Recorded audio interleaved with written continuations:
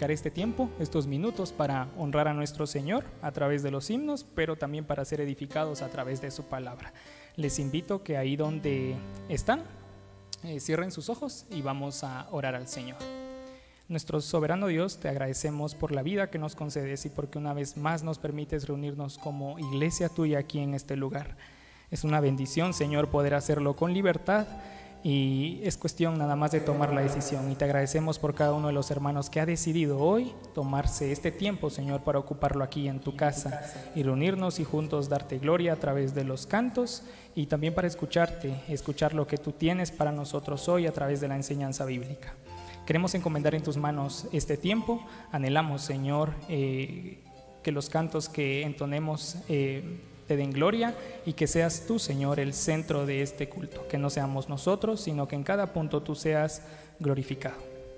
Bendice a los hermanos que aún están por llegar, tráelos con paz y bien para que juntos, en un mismo sentir, Señor, nos congreguemos aquí. Te agradecemos por todo, en el nombre de Jesús. Amén. El gran uso de la vida es de invertirla en algo que durará toda la eternidad, dijo William Jones. Y queremos esta tarde darles la bienvenida, buenas tardes a todos hermanos, y cantar juntos el himno número 416, Cristo fiel te quiero ser, himno número 416.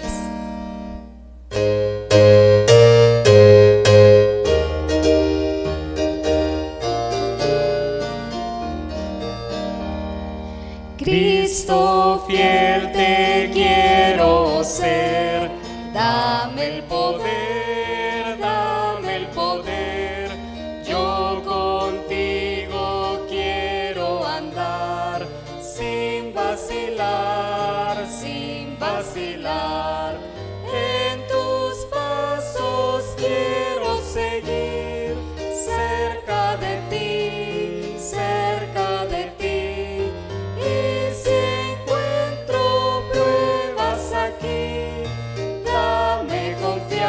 En ti, con Jesús yo quiero hablar, solo con Él, paz y gozo yo tendré, al serle fiel, en tus pasos quiero seguir, cerca de ti.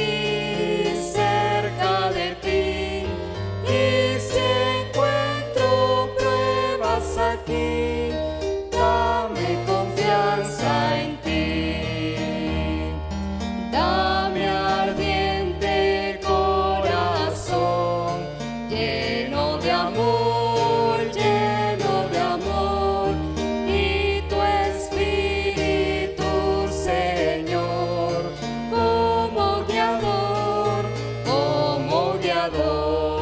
En tus pasos quiero seguir, cerca de ti, y si encuentro pruebas aquí, dame confianza en ti. Cada día quiero cumplir tu voluntad, y servirte a ti, Señor, en humildad, en tus pasos quiero seguir, cerca de ti, y si encuentro pruebas aquí, dame confianza en ti.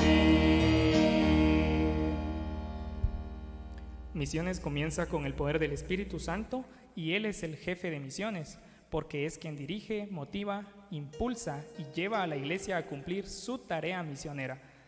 Algunas iglesias dicen que tienen el poder del Espíritu Santo, pero no tienen visión misionera, lo que es imposible, porque si tuviesen poder, automáticamente tendrían visión misionera. Otros quieren hacer obra de misiones sin el poder del Espíritu Santo y el resultado es el fracaso total. Palabras de Edison Queiroz. Asimismo, hermanos, les invito ahí en su himnario adelantito buscar el número 418. Este himno se titula Señor, tú me llamas.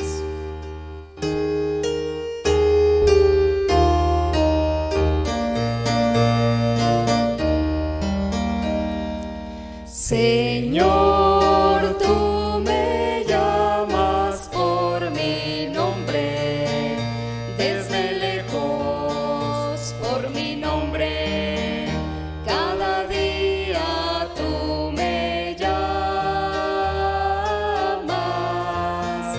Señor, tú me ofreces una vida santa y limpia, una vida sin pecado, sin maldad. Señor, nada tengo para darte, solamente te ofrezco mi vida para que la uses tú. Señor, hazme hoy un siervo útil que anuncie el mensaje de la cruz. Señor, tú me llamas por mi nombre, desde lejos por mi nombre, cada día tú me llamas. Señor, yo acudo a tu llamado a cada instante, pues mi gozo es servirte más y más. Señor, nada tengo para darte, solamente te ofrezco mi vida para que la uses tú. Señor, hazme hoy un siervo útil que anuncie el mensaje de la cruz. Señor, tú me llamas por mi nombre, desde lejos por mi nombre, cada día tú me llamas.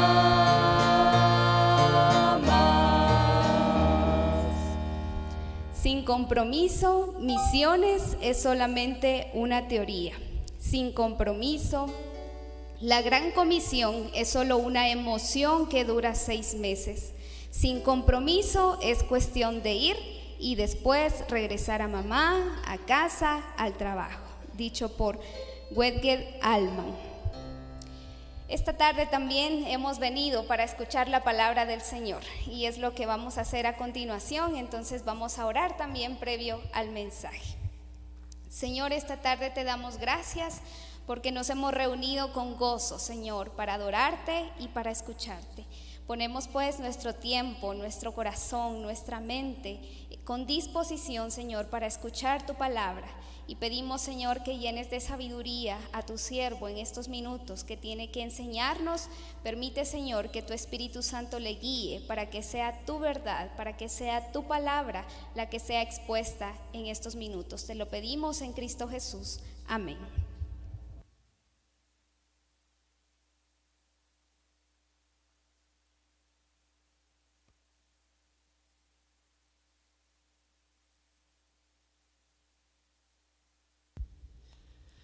Buenas tardes, hermanos. Bienvenidos. Qué alegría saludarles y poder estar aquí en la casa del Señor. Así que sean bienvenidos. Invitar ahí que vayamos al libro de Hechos, capítulo 10. Ahí estamos, hermanos, estudiando, y el día martes tenemos ahí, la verdad, este tiempo de abordar algunos temas relacionados al discipulado, ¿verdad? Y hemos avanzado un poquitito ahí en Hechos capítulo 10. Y estamos analizando lo que es el tema del mensaje del Evangelio. Y qué importante es estar para nosotros muy claro el tema del Evangelio, lo que proclamamos, lo que debemos estar convencidos, ¿verdad? De nuestra fe, contenido de nuestra fe. Así que por eso estamos aquí enfocados en el tema del Evangelio. Y en Hechos capítulo 10 dejamos ahí una pregunta que avanzamos un poquitito, y la pregunta es: ¿qué dijo Pedro acerca de Jesús? Y ahí es donde ya tenemos la respuesta y el contenido que tiene que ver con el Evangelio, ¿verdad? ¿Qué dijo Pedro acerca de Jesús?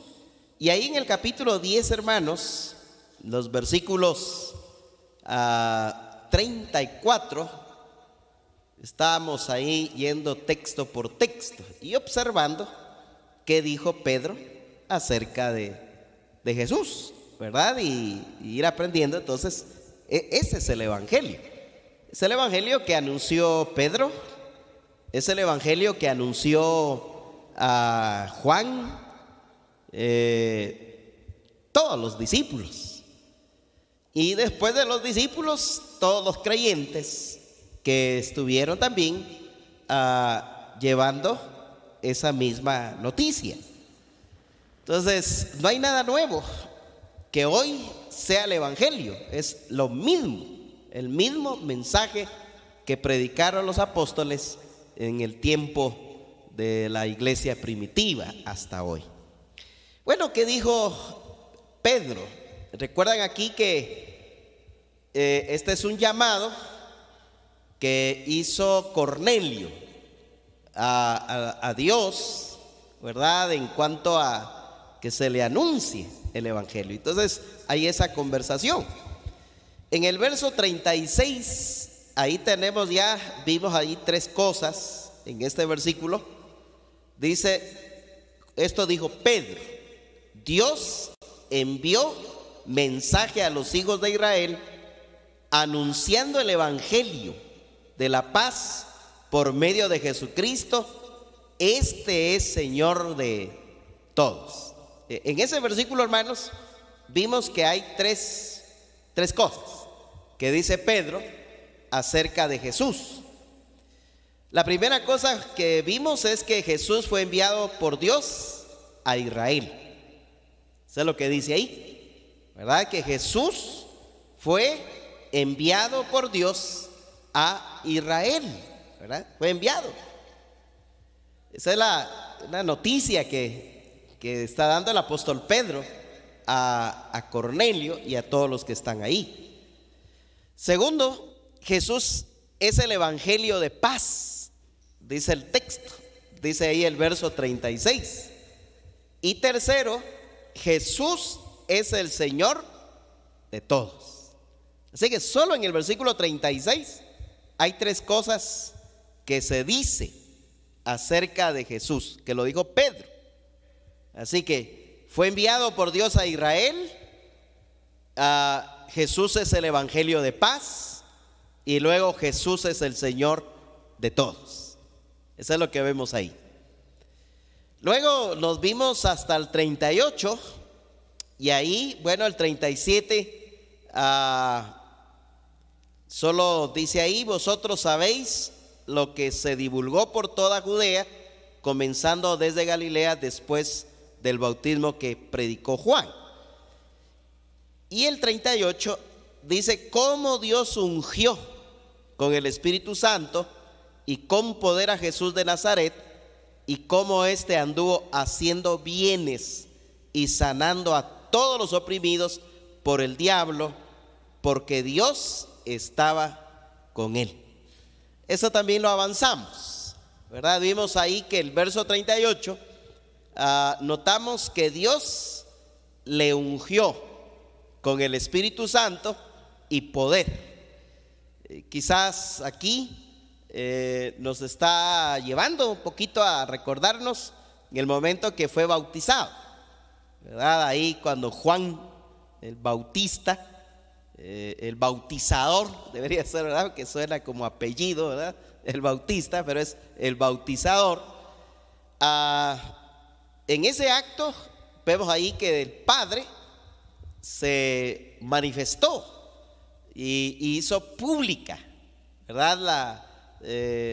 La venida del Señor a esta tierra, y por eso ahí vemos que Dios le ungió con el Espíritu Santo y poder. En el mismo versículo 38, que Jesús anduvo haciendo bien a las personas. Así que esa otra verdad tiene que cambiar, ¿verdad? La manera de pensar de la gente, porque muchos piensan que la venida de Jesús fue mala y vino a poner incómodo a muchas personas, y no. El mismo texto dice, hermanos, ahí en el 38 dice: y cómo éste anduvo haciendo bienes y sanando, dice, a todos los oprimidos por el diablo, porque Dios estaba con él. Eso es lo que vemos ahí. Muy bien, hasta ahí llegamos, hermanos. ¿Qué más dijo Pedro? Ahora ahí el versículo 39 y 40. ¿Qué más dijo Pedro acerca de Jesús? ¿Qué más dijo? ¿Qué otra cosa dijo Pedro? ¿Hay algo más ahí? El versículo 39.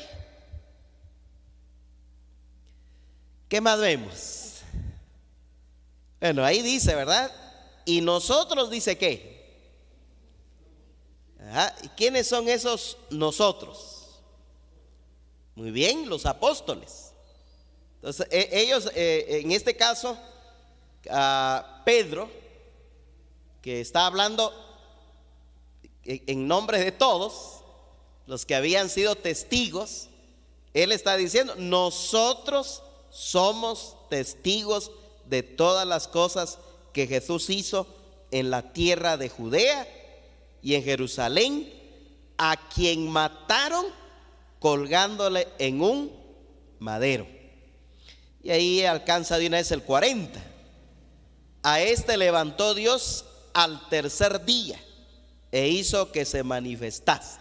Bueno, ¿qué es lo que ven ahí, hermanos, que Pedro dice de Jesús? ¿Qué es lo que ven ahí? Muy bien, que resucitó. Hay una noticia ahí. Pedro le está diciendo a Cornelio y a todos los que están ahí, y dice: Jesús también, al que nosotros vimos testigos, también les anunciamos que Él resucitó. O sea, miren cómo es el evangelio, ¿no?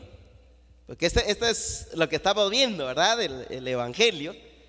Y entonces el versículo 39 y 40, lo que vemos aquí es que los judíos, que hay una cosa muy, muy fuerte, ¿verdad? Una acusación muy directa, ¿verdad? ¿Cuál es la acusación muy directa? Que los judíos, ¿qué dice, hermanos? Que los judíos mataron a Jesús. Pedro lo está diciendo ahí. Y de hecho habían judíos que estaban ahí como testigos en esa casa de Cornelio. Y entonces él está diciendo que los judíos mataron a Jesús, pero Dios, dice, lo resucitó de entre los muertos. Así que fue llevado a la cruz, fue crucificado. Ahí fue llevado, lo mataron, porque eso es lo que dice ahí el verso 39. Dice: todas las cosas que Jesús hizo en la tierra de Jerusalén, a quien mataron, dice, colgándole en un madero. Entonces, mire, hermano, esto es parte del evangelio, lo que Pedro está diciendo. Así que en esos versículos 39 y 40 hay dos cosas puntuales. La primera cosa puntual es, dice, que ellos mataron a Jesús. Pero la segunda cosa puntual es, dice, y Dios, ¿qué? Dios el Padre lo resucitó. O sea, esa es parte del evangelio. Y usted va entendiendo esto, ¿verdad? Cómo debe ser entonces nuestro entendimiento en relación al tema del evangelio, ¿verdad? Porque eso buscamos nosotros, entender el evangelio. Y hacer esto, compartir esto, ¿verdad? A todos, que es el mismo mensaje. Entonces, ¿qué vamos viendo? Que Jesús fue enviado por Dios a los israelitas, pero en la gracia de Dios, ellos rechazaron a Jesús y somos alcanzados por su gracia, nosotros los gentiles. Porque eso es lo que debemos percibir. Bueno, Jesús es el evangelio de la paz. Jesús es el Señor de todos, que Dios le ungió con el Espíritu Santo y poder, que Jesús anduvo haciendo bien a todas las personas, que los judíos mataron a Jesús, pero Dios lo resucitó de entre los muertos. Eso es lo que tenemos que estar familiarizados cuando pensamos en el tema del evangelio, ¿verdad? Cuando estamos pensando en el tema del evangelio. ¿Qué más notamos? Según el mismo versículo 39 y 40, vemos ahí también que los apóstoles lo vieron, comieron con él y él les ordenó que predicaran este mensaje. Y eso lo podemos seguir viendo ahí, el verso 41.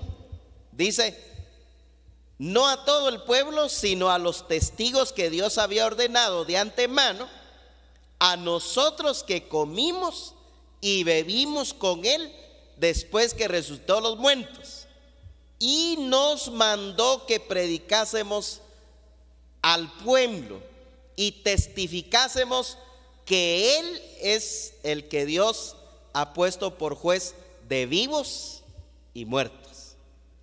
O sea, cuando uno va leyendo esto, hermanos, así despacio, uno va entendiendo el contenido del evangelio.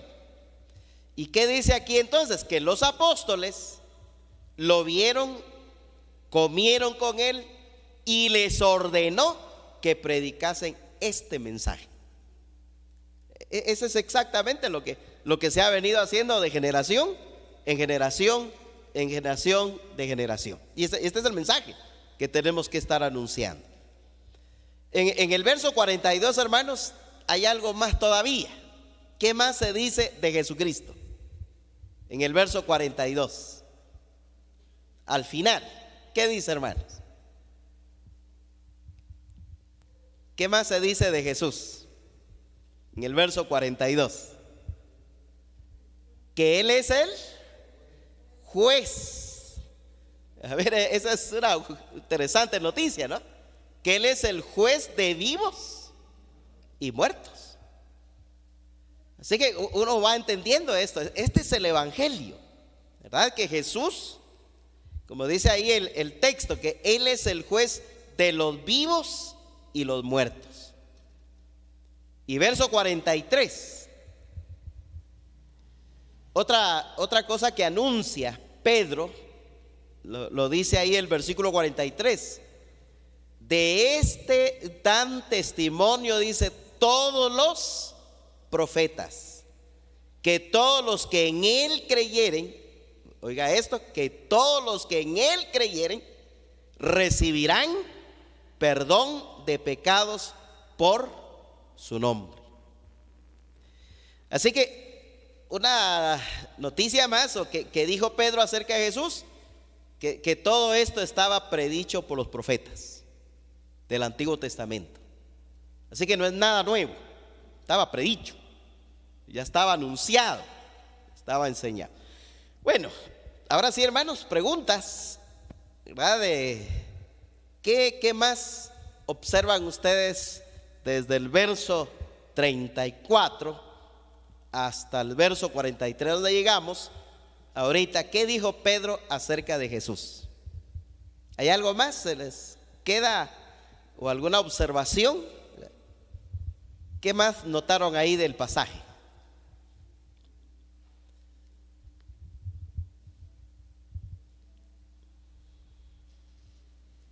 ¿Una pregunta, alguna inquietud? Sí, hermano Ada.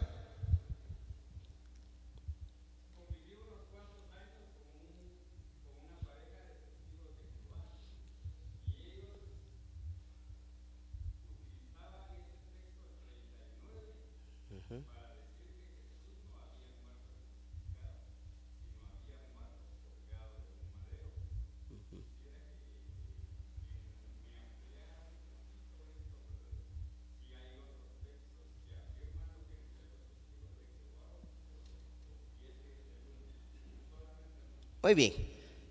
La postura de ellos, ¿verdad? Es, bueno, han tenido varias ideas, pero un solo texto no es suficiente para poder decir, ¿verdad?, que esto es. Según el verso,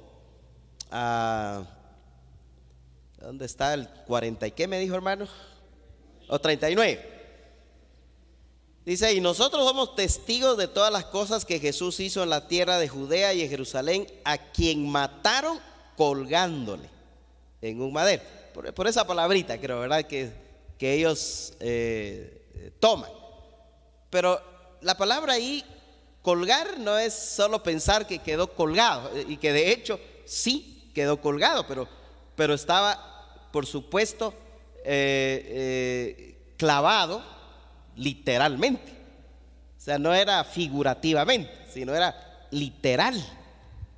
Ahora, para poder afirmar todo eso está sencillo, ¿verdad? Porque podemos leer lo que narra Mateo, lo que narra Marcos, y Lucas creo que también lo narra, el tema de la crucifixión. Entonces ahí los escritores no utilizaron la palabra colgar, porque ellos sí utilizaron la palabra crucificar, que es lo mismo, colgar, aunque en nuestro castellano puede ser que hagamos la diferencia entre crucifixión y colgarlo, ¿verdad? Como para nosotros colgarlo es como que estuviera ahorcado, ¿no? Es más o menos la idea, pero no es así. Creo yo que aquí solo es simplemente una mala interpretación a su conveniencia, usar el término aquí colgándole. Eso podría ser, pero ahí literalmente está narrando Pedro que fue crucificado. Ese es el tema que está abordando Pedro en ese sentido. Sí, hermano.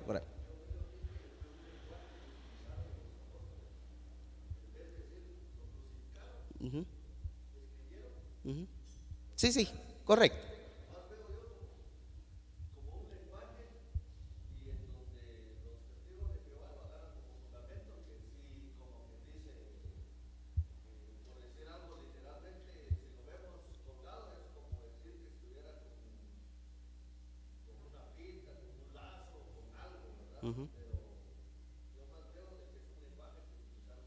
Correcto, es una forma, una palabra que se utilizó como para referirse digamos, en todo como un resumen de todo lo que había acontecido. Pero en ningún momento Pedro está contradiciendo lo que literalmente pasó. Porque aquí está haciendo, y de hecho, tal vez creo yo que ayuda a entender que la audiencia que tiene Pedro no son judíos, sino son gentiles, ¿verdad? Y de alguna manera hay cambios de algunos términos para el pensamiento gentil que es muy distinto al pensamiento de los judíos en ese contexto, ¿verdad? Para poder buscarle una razón. No sé si alguien de ahí tiene alguna otra palabra sobre esto o alguna pregunta. ¿Estamos ahí, hermanos? Muy bien. Bueno, entonces queda claro esto, ¿verdad? ¿Qué dijo Pedro acerca de Jesús? Entonces, aquí descubrimos, ¿verdad?, que ese mismo patrón de la predicación era lo que tenía Pedro, tenía Juan, tenía los otros apóstoles, y ese es el mismo mensaje que predicaban los creyentes de la iglesia primitiva. Así que no había un cambio, no había otro evangelio. Esto era exactamente, que sería el modelo de poder entender lo que se predicaba, se anunciaba en aquel entonces en la iglesia primitiva hasta hoy día. Y eso no debe cambiar. ¿Cuál debe ser nuestro mensaje? Es claro. Entonces nuestro mensaje debe estar claro, o el mensaje que debemos anunciar es esto, ¿verdad? Que Jesús fue enviado por Dios a Israel, que Jesús es el evangelio de paz, que Jesús es Señor de todos, que Dios le ungió con el Espíritu Santo y poder, que Jesús anduvo haciendo bien a las personas y que los judíos mataron a Jesús, pero Dios le resucitó de entre los muertos, y que los apóstoles lo vieron, comieron con él, y él les ordenó que predicara este mensaje. Él es el juez de los vivos y muertos, y que todo esto estaba predicho por los profetas del Antiguo Testamento. Entonces, ahí está diríamos, nuestro esquema, ¿verdad? O nuestro contenido acerca del evangelio. Ahí está. Entonces, eso predicó Pedro. Ahora, seguimos haciendo preguntas al texto aquí mismo. Entonces, ahora la pregunta es esta: ¿qué fue lo que Pedro les dijo que tenían que hacer para el perdón de sus pecados? Ahí mismo en Hechos 10, estamos ahí del 34 hasta el 48. ¿Qué dijo Pedro que tenían que hacer para el perdón de sus pecados? Muy bien, ajá. Y eso lo podemos afirmar, está en el verso 43. Ahí en el verso 43 dice: de esto dan testimonio todos los profetas, que todos los que, dice, y oiga esto, todos los que en él creyeren, dice, recibirán perdón de pecados por su nombre. Entonces, ¿qué tenían que hacer para que sus pecados fuesen perdonados? Creer. Y eso sigue siendo, hermanos, eso sigue siendo el mismo requisito que allá anunció Pedro, que allá anunció Juan, que allá anunció Mateo, Marcos, etcétera. Y el mismo Señor Jesús es el mismo, hermanos, hoy. O sea, el único requisito para que toda persona tenga perdón de pecados, o que Dios lo perdona, es creer. Ese es sencillo. Eso es lo que está pidiendo aquí, creer. ¿Y en quién tiene que creer? En Jesucristo. Entonces, por eso debe darnos paz a nosotros, hermanos. Esa tranquilidad de saber que nuestra esperanza, nuestra seguridad de vida eterna no está en las obras que podemos hacer, sino está, hermanos, en que usted y yo hemos creído en Jesucristo como nuestro único y suficiente Salvador y Señor. Y eso le da garantía que usted va al cielo. Porque usted no va a ir al cielo por la conducta que tiene. De hecho, vamos a procurar tener una conducta buena, pero no para salvarnos, sino porque ahora ya somos salvos y estamos procurando eso. No somos perfectos y no todos somos perfectos. Algunos van algún paso adelante, algunos venimos atrasados, pero vamos avanzando, mejorando día a día nuestra conducta ante el Señor. Pero para entrar al cielo se requiere creer en Jesucristo como su único y suficiente Salvador. Eso es lo que dice Pedro aquí. Así que no lo estamos inventando. No es doctrina de la iglesia centroamericana, es doctrina bíblica. Y ahí está en el texto, porque ahí lo dice. Dice que todos los que en Él creyeren, y ahí está el Él, que ahí es un pronombre personal que se refiere a Cristo.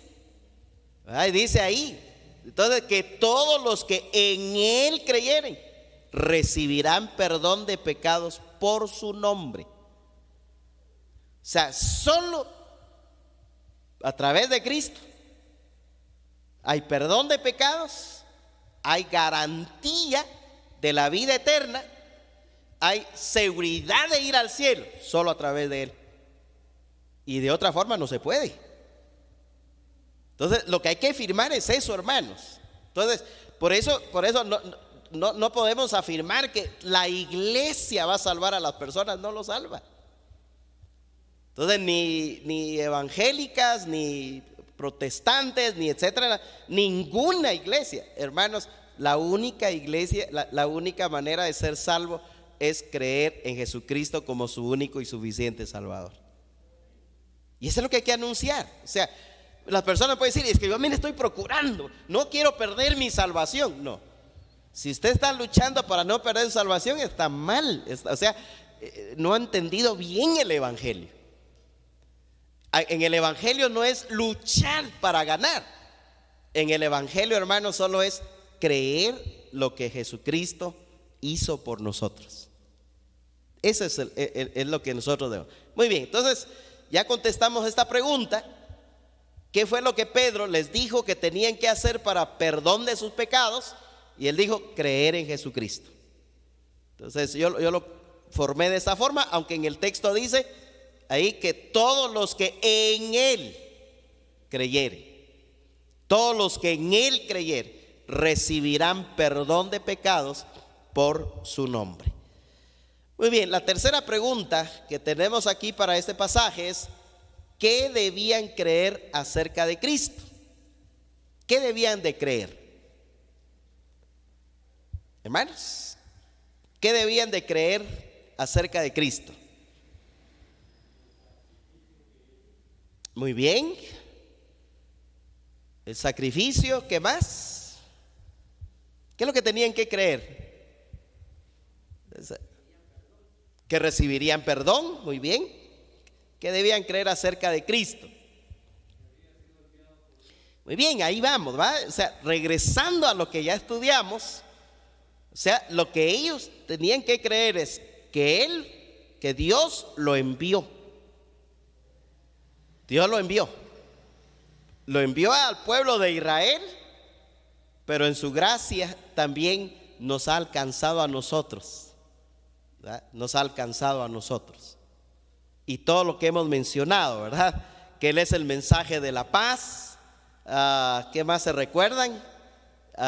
Que Jesús es el Señor de todos, que Dios le ungió con el Espíritu Santo, que Jesús anduvo haciendo bien a todas las personas, que los judíos lo mataron, pero que Dios lo resucitó, que los apóstoles lo vieron, comieron con Él y les ordenó que predicaran este mensaje, y que Él es el juez de vivos y muertos, y que todo esto estaba predicho por los profetas del Antiguo Testamento. Así que mire, hermano, tenemos que tratar de, no sé cómo memorizarnos, ¿verdad?, del tema del evangelio, para que cuando usted lo comparte, lo pueda compartir con tanta facilidad. El evangelio que ellos deben creer como nosotros lo hemos creído. Muy bien, cuarta pregunta y última: ¿qué pasó cuando ellos creyeron? Ahora sí, versículos 44. ¿Qué pasó? Muy bien, ahí dice, hermanos, el verso 44 dice: mientras aún hablaba Pedro estas palabras, el Espíritu Santo, dice que cayó, ¿verdad? Dice ahí, cayó sobre todos los que oían el discurso. Ahora, muchos han pensado que esto que pasó aquí, porque pasó también en Hechos 2, hay otra escena que pasa también, no recuerdo si es el capítulo 8, y luego lo de que aconteció con el carcelero de Filipos, etcétera. Pero el punto aquí, hay que entender, hermanos, que esto no se vuelve a repetir, porque muchos esperan que cuando se convierten a Cristo, esperan algo así como pasó aquí, y no es así. ¿Por qué pasó esto aquí? Porque, hermanos, esto pasa porque la venida del Espíritu Santo en Hechos capítulo 2, que han de recordar ahí, la escena que pasó ahí en Jerusalén, todos los que estaban ahí, hermanos, eran judíos. Y entonces el Espíritu Santo vino sobre de ellos, y todos los que se habían convertido esa mañana, ahí cuando Pedro dio su primer mensaje, su primer discurso, su primera predicación, y ahí entonces hubo una conversión, y el Espíritu Santo vino sobre de ellos. Y ahora vemos aquí en Hechos capítulo 10, ahora en la vida de quienes, vino el Espíritu Santo, de los gentiles. Ahora, ¿por qué se habla entonces ahora aquí de los gentiles? ¿Por qué habla de esto? Dice, mientras aún hablaba Pedro esta palabra, el Espíritu Santo cayó sobre todos los que oían el discurso. Y todos los que estaban ahí oyendo el mensaje eran gentiles. Y entonces ahora que ellos se convirtieron, o sea, ellos creyeron en Jesucristo, el Espíritu Santo vino sobre de ellos para decirle también a los judíos que la salvación no iba a ser solo para judíos, sino también para los gentiles. Esa era la razón que yo entiendo, que se observa o que se puede interpretar en el contexto. Porque eso hoy quisieran que se repitiera eso. Algunos lo toman así, interpretan esa manera. Algunos, cuando alguien se convierte, tienen que pasar alguna cosa extraordinaria. Eso no es así. A algunos de ustedes no les pasó nada. Ustedes creyeron en Cristo, están convencidos de su fe. Quizás no hubo nada en ese momento, no pasó nada. Entonces, cuando alguien se encuentra con esto y dice, bueno, usted sintió esto cuando se convirtió, dice, no, entonces no se ha convertido. Y eso no es así. Esto no es una norma, o sea, esto no quedó aquí como un modelo que iba a pasar en todas las conversiones, no. Aquí pasó esto para decir a los judíos también que los gentiles son parte del plan perfecto y maravilloso de ser alcanzados con la gracia y misericordia del Señor. ¿Entiende eso, hermanos? Eso es lo que vemos aquí, que el Espíritu Santo vino sobre de ellos. Y que tal vez esto todavía complica un poquito más. El verso 46, que ahí pasó otra cosa. ¿Qué otra cosa pasó ahí? En el 44 fueron llenos del Espíritu Santo, vino el Espíritu Santo. Pero ¿qué pasó en el 46? Y dice ahí que hablaban en lenguas. Es interesante ver eso. Ahora, por supuesto, hermanos, y que debemos ser muy puntuales al texto. Lenguas quiere decir idiomas. No es que estaban hablando jerigonzas, que eso es lo que más se ve hoy. Ellos hablaron el idioma, hablaron otro idioma. Eso es lo que posiblemente, no sé, el texto no lo dice, pero no sabemos qué idioma en ese momento hablaron. Tal vez hablaron el idioma de los judíos. Puede ser, o algún otro idioma, pero el punto aquí, hermanos, es cuando dice ahí el 46, porque los oían que hablaban, aquí está, porque los oían, ¿qué dice, hermanos? Que hablaban en lenguas, que hablaban en lenguas, en el idioma de ellos. Eso es lo que hay que, porque ellos entendieron lo que estaban hablando, lo que estaban diciendo ahí. Entonces, hermanos, ahora, yo no tengo problema. Si alguien quiere hablar en lenguas aquí y dice que sí debe hablar, está bien. Solo que hay que ir a 1 Corintios, capítulo 14. Y en 1 Corintios 14, hermanos, están los requisitos para hablar lenguas. Por favor, léalo usted en casa despacito. Y anote ahí en alguna hojita o en un cuadernito cuáles eran los requisitos que tenían que llenar para hablar lenguas. Porque no era nada más solo hablar, ¿no? Allá hay requisitos. Y el texto dice que para hablar en lenguas, según 1 Corintios, algunas cosas que yo recuerdo ahorita, ese hermano dice, si alguno entre ustedes van a hablar en lenguas, dice, primero dice, solo pueden hablar 3. No pueden hablar todos. Segundo dice, deben hablar en... ¿Han leído ese capítulo? Entonces, deben hablar, dice, 3, pero no pueden hablar los 3 juntos. Tienen que hablar en orden, en turno. Así que si hay 3 hermanos aquí que quieren hablar en lengua, excelente, hermano. Entonces, muy bien, vamos a hacerlo por turno. Usted primero, segundo, tercero. Muy bien, ahora, pero no solo eso. Dice 1 Corintios 14 que debe haber un intérprete. Si hay un intérprete, dice, entonces van a hablar. Pero si no hay intérprete, no se puede. Y el mismo pasaje dice, cállese y hable allá en su casa. Así que está prohibido. Y en ese contexto está prohibido que la mujer hablara en lenguas. Ahí es, porque ahí capítulo 14 habla de eso, que la mujer dice calle. No está hablando de otra cosa más que en el culto no podía hablar lenguas las hermanas que estaban ahí en la iglesia. Ahora, eso obsérvelo usted en el texto, no lo dice el reglamento de la iglesia centroamericana, sino lo dice el texto.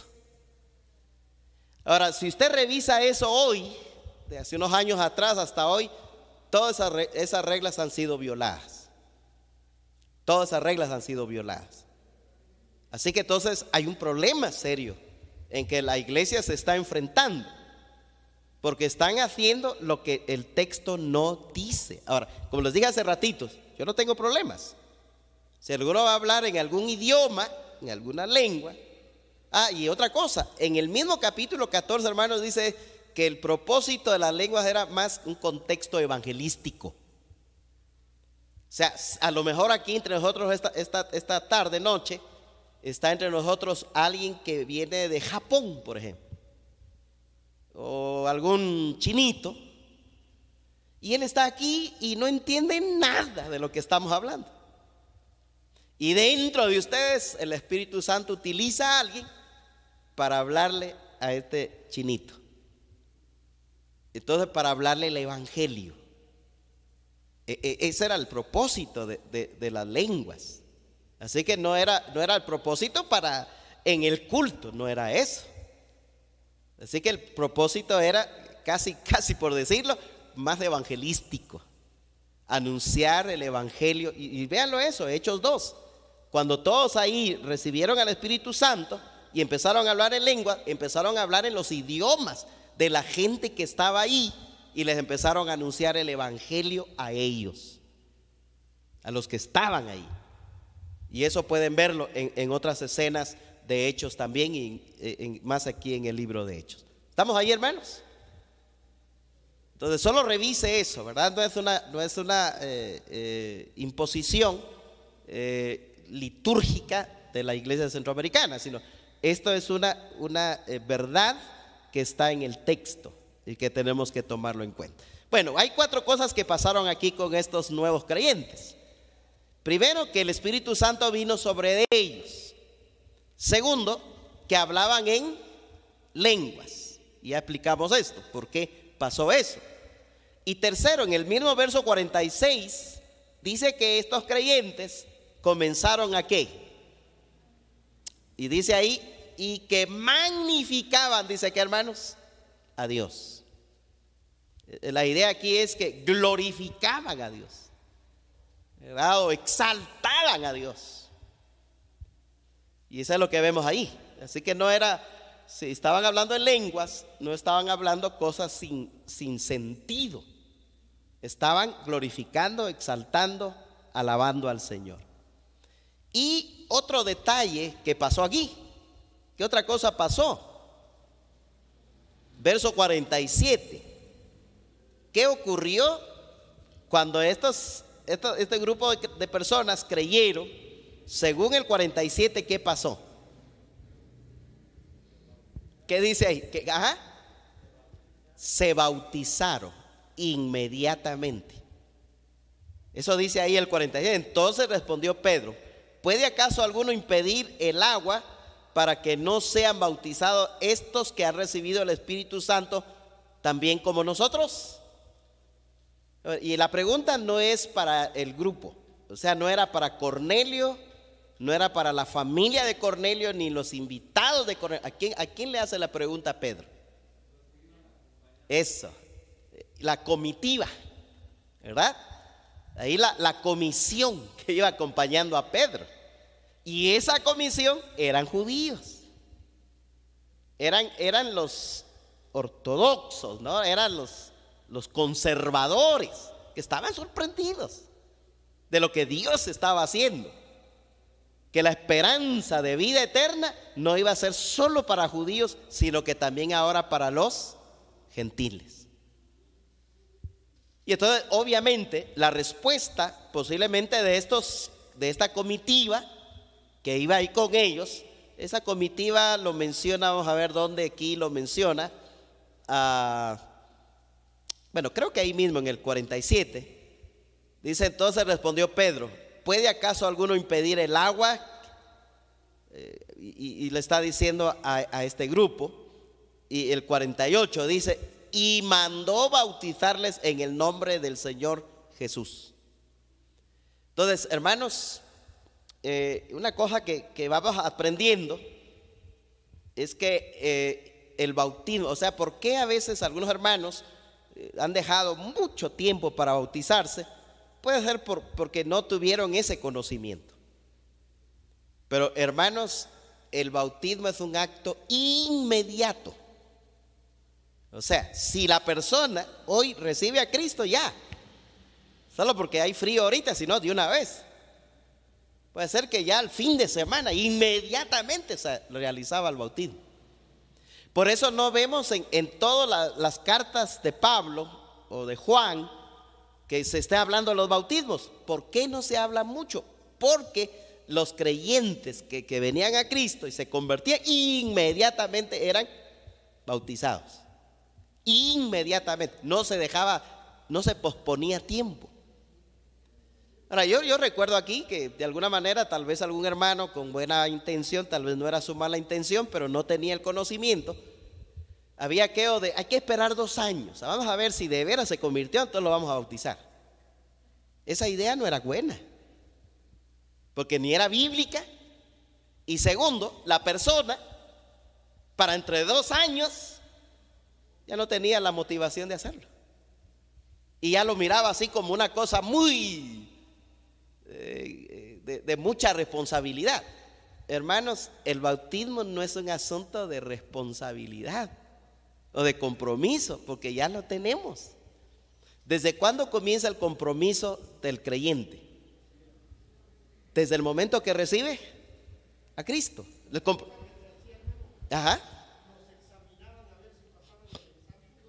Exacto. Si perdían, no los bautizaba, ¿verdad? Eso no era correcto. Ahora, ¿por qué no era correcto? Porque, hermanos, no lo dice el texto. El texto dice que inmediatamente. Aquí lo dice Pedro. Pedro se los pregunta a los de la comisión que va ahí. El 45, hermanos, ahí dice quiénes iban con Pedro. Dice, y los fieles de la circuncisión que habían venido con Pedro se quedaron, dice, atónitos. A ellos se les pregunta. El 47, entonces respondió Pedro: ¿puede acaso alguno impedir el agua para que no sean bautizados estos que han recibido el Espíritu Santo también como nosotros? Entonces, obviamente la respuesta fue ¿qué? No impide nada. O sea, eso nos debe ayudar, hermanos, a entender qué impide que una persona se bautice. ¿Qué impide? ¿Qué sería lo único que le impide? Exacto, que no ha creído. Ahora, y eso puede amarrarlo con el etíope del capítulo 8 de Hechos también. Ahí cuando él va ahí, toda la historia que ya saben ustedes con Felipe. Y interesante, hermanos, porque no es Felipe el que le propone el bautismo, sino es el mismo etíope. Porque el mismo etíope le dice a Felipe: ¿qué impide que yo me bautice? Esa es la idea. O sea, ni siquiera Felipe le propuso el bautismo. No sé de dónde trajo la idea el etíope de bautizarse, sino inmediatamente el etíope, después de que oyó todo el estudio que le dio Felipe en ese proceso de caminar, el mismo etíope dice: ¿qué impide que yo sea bautizado? Y entonces mismo Felipe dice: bueno, nada, si tú crees que Jesús es el Hijo de Dios, bien puedes. Y él en ese ratito dijo: yo creo en Jesucristo como el Hijo de Dios. Y no sé qué más diría Felipe, el etíope ahí. Inmediatamente, yo no sé cómo ahí, yo no he estudiado eso, hermanos, pero cómo es que exactamente llegaron a donde había agua y lo bautizó. Y así que Felipe desapareció, el etíope dice siguió su camino con gozo. Eso, hermanos, miren, no vemos tanto protocolo en todo ese caminar del bautismo. Muy bien, ¿alguna pregunta, hermanos? ¿Alguna preguntita? Próximo martes, si Dios nos permite, la próxima oportunidad que tengamos, vamos a dar el resumen de todo ese capítulo que hemos estudiado. ¿Preguntas? Si no, nuestra frase va a ser: todo claro como chocolate con leche. Bueno, ¿quedó claro, hermanos? Muy bien, entonces ya hablamos de qué es el Evangelio, qué necesitaban hacer para ser perdonados sus pecados. Ellos recibieron al Espíritu Santo, como ocurre hoy. Toda persona cuando cree en Cristo recibe el Espíritu Santo. En ese momentito lo recibe y tiene ahí. Algunos puede ser que tengan alguna experiencia, no sé, pero no todos van a tener una experiencia. No todos. Una cosa sí es segura, que el Espíritu Santo viene a morar en usted. Amén, hermanos. Oramos. Nuestro Padre, en el nombre de Jesús, te damos gracias porque estamos aprovechando los martes para tener estos temas, estos estudios de discipulado, y ayúdanos también para compartir con los hermanos también compartir su entendimiento al texto que vamos a ir estudiando. Bendice la salud de todos.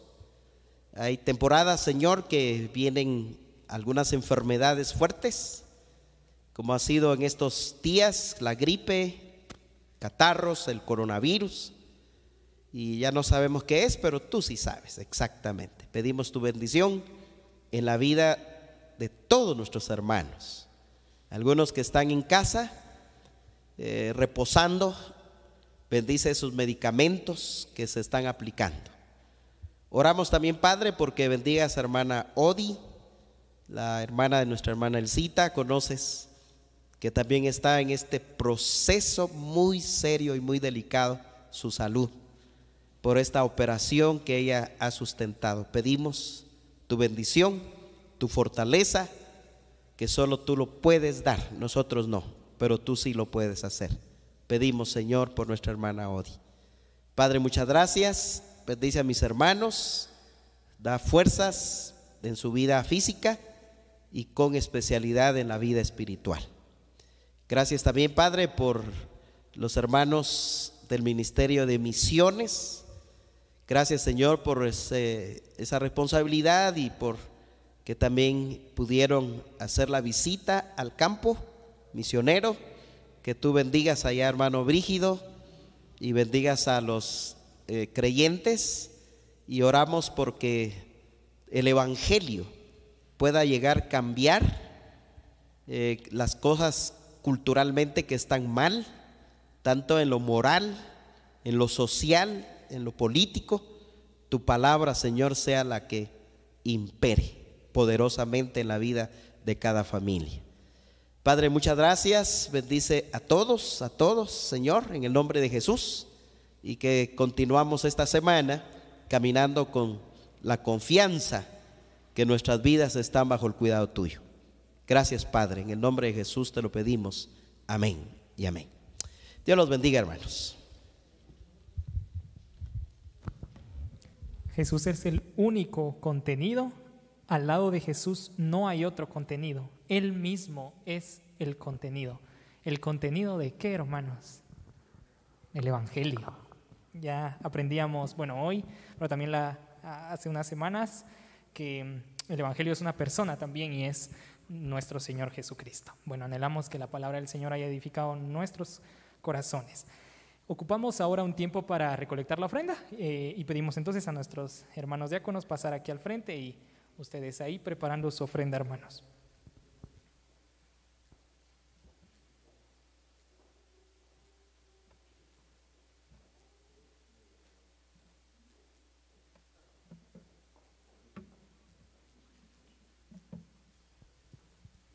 Oramos con hermano Urias, por favor.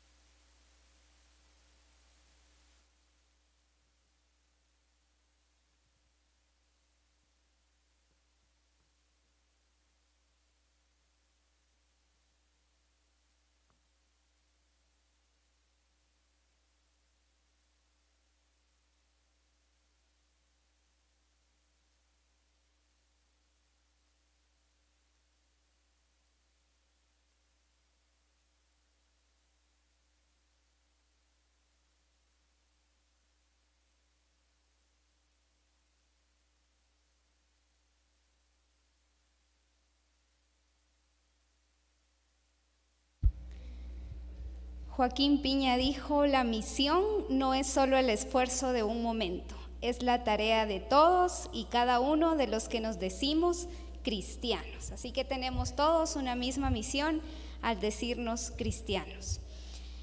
Esta noche también, hermanos, hemos preparado un puntito ahí para compartir con ustedes, y vamos a proceder a eso. Vamos a hacer un sorteo. A cada uno se le fue entregado un número, así que espero que no lo hayan perdido hasta este momento. ¿Hay alguien que no tiene? Todavía estamos en tiempo para que reciba, ¿sí? Ahí, por favor, hermano Roel, aquí con las hermanas, todavía no han. Hermana Areli y no sé quién más no tiene numerito. Que levanten la mano, hermanos, quienes no tienen.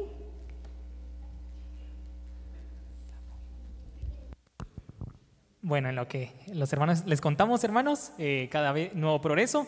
Está en Huehuetenango, Unión Cantinil, y es una tierra de café. El principal cultivo ahí es el café. Mucho de nuestro recorrido es entre cafetales, y lógicamente el producto es muy común ahí.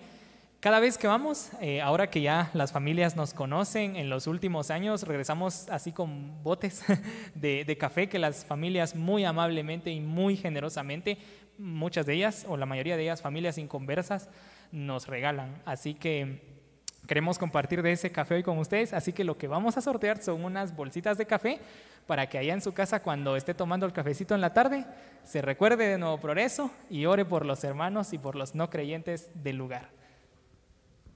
Muy bien, entonces tenemos siete bolsas para compartir, así que vamos a ir sacando igual número por número, y si sale su número automáticamente tiene una, así hasta completar las 7.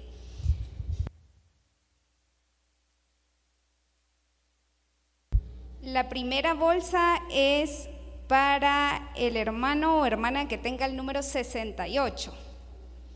¿Lo tienen? ¿Nadie? Si no, seguimos.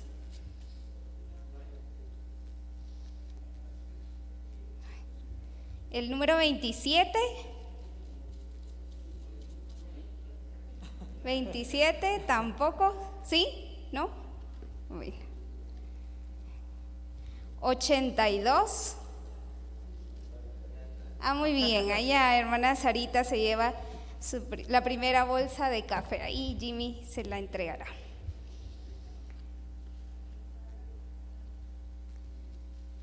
El número 62.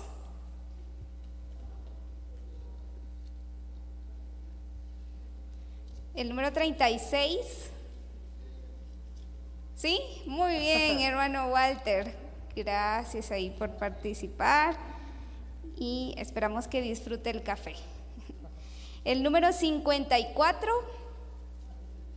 Muy bien, allá hermano Rubén también.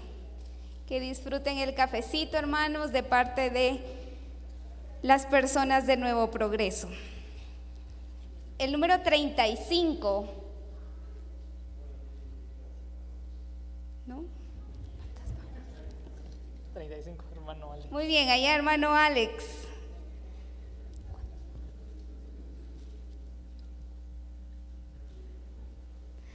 El número 26. Hermano Rubén, muy bien. ¿Cuántas bolsas tenemos, Jimmy? Perdón. 2, muy bien. El número 3. ¿Nadie?